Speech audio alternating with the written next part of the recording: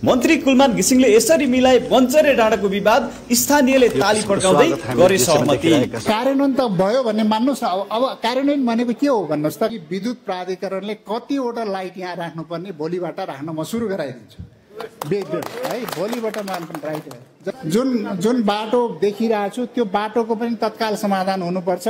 त्यसमा रोडले गर्ने हो कि चाहिँ यो चाहिँ शहरी विकासले गर्ने हो कि स्थानीय निकायले गर्ने हो, कसले गर्ने, हामी गर्छौँ। त्यो बाटो चाहिँ हामी क्लियर गर्छौँ। बाटोलाई राम्रो कसरी बनाउन सकिन्छ गर्छौँ। कुनै नागरिकलाई अप्ठ्यारो नपर्ने गरेर हामी त्यसको समाधान खोज्छौँ। त्यो हाम्रो प्रतिबद्धता हो। त्यो समाधान हुन्छ। त्यो समाधान खोज्छौँ। कसरी समाधान गर्ने, कानुनी रूपमा खोज्नुपर्ने समाधान हामी खोज्छौँ। हामीले गृहमन्त्रीसँग मैले हिजो पनि कुराहरू यो विषय आएको छ। यो विषयहरूमा यो कमिटीले बोल्छ, अब हेर्छ। मोनिटरिङ भनेकै त्यही हो।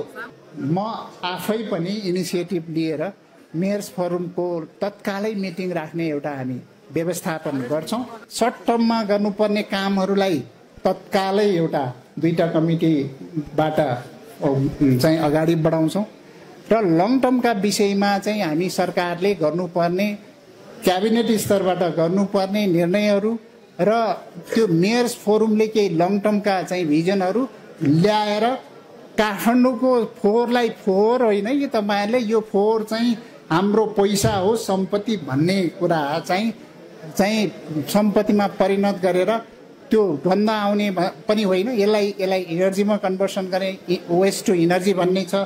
धेरै कुराहरू छन्।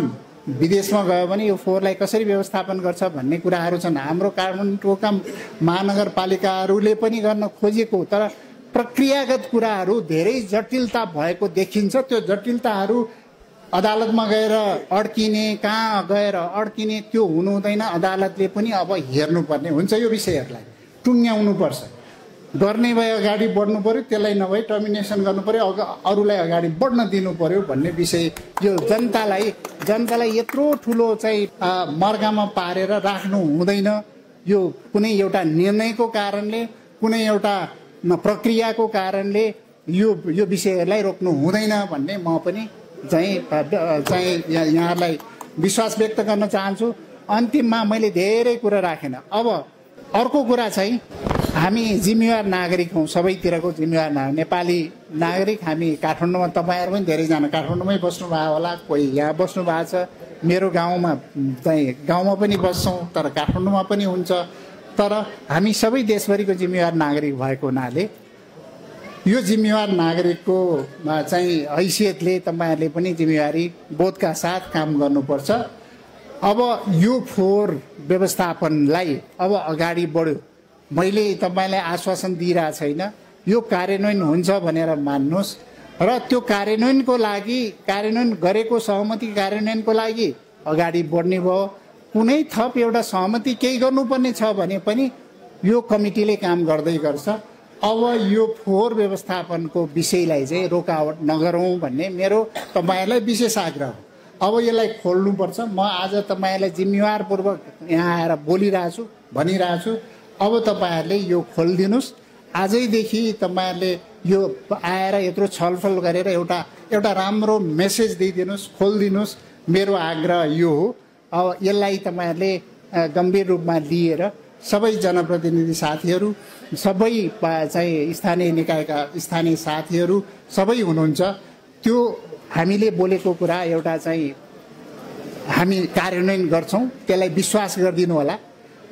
त्यो भोलिदेखि लागू हुँदै जान्छ। लागू भएन भने फेरि पनि तपाईँको अधिकार छ बन्द गर्ने, तर यसलाई चाहिँ खोलिदिनुहोस् भन्ने मेरो विशेष आग्रह छ। मैले यति भने, अरू केही छ भने तपाईँहरूले फेरि पनि कुरा गरौँला। तर आजलाई मैले यति नै कुरा गरेर मेरो धेरै कामहरू, धेरै विशेष मिटिङहरू भएको हुनाले म धेरै चाँडै जानुपर्ने छ। यति नै राखेर होइन, कार्यान्वयन त भयो भन्ने मान्नुहोस् न। अब कार्यान्वयन भनेको के हो भन्नुहोस् त। कार्यान्वयन भनेको मैले लेखेर, अर्को बाटोको कुरा है, म अहिले बाटो आएँ, यहाँ बाटो आएँ, मैले देखेँ बाटोको कुरा। जुन बाटो देखिरहेको छु त्यो बाटोको पनि तत्काल समाधान हुनुपर्छ। त्यसमा रोडले गर्ने हो कि चाहिँ यो चाहिँ शहरी विकासले गर्ने हो कि स्थानीय निकायले गर्ने हो, कसले गर्ने, हामी गर्छौँ। त्यो बाटो चाहिँ हामी क्लियर गर्छौँ। बाटोलाई राम्रो कसरी बनाउन सकिन्छ गर्छौँ।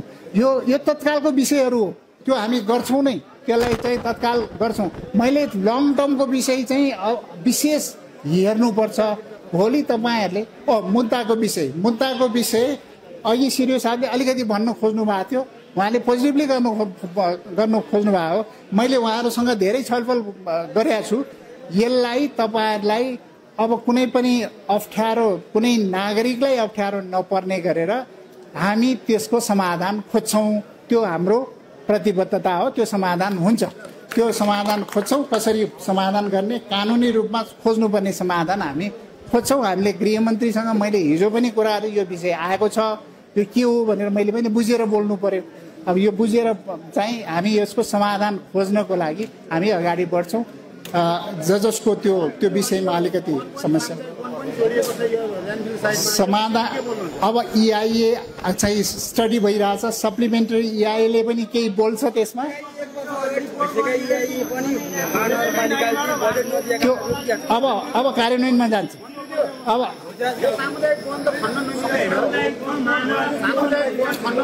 यो विषयहरूमा यो कमिटीले बोल्छ, अब हेर्छ। मोनिटरिङ भनेकै त्यही हो।